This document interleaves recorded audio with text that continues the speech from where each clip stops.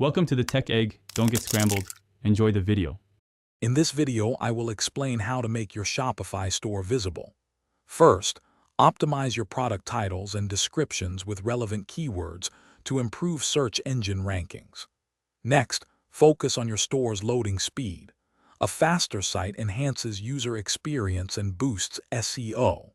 Finally, ensure all your product listings feature high-quality images and engaging videos to capture customer attention effectively. To further boost your store's visibility, focus on building high-quality backlinks from reputable websites. This significantly improves your search engine authority.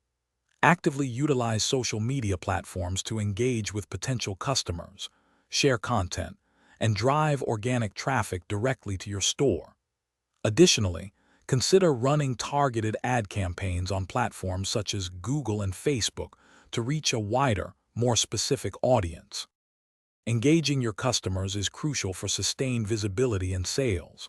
Offer compelling promotions and discounts, perhaps 15% off a first order, to attract new buyers. Actively collect customer reviews and testimonials, as social proof builds immense trust and encourages purchases.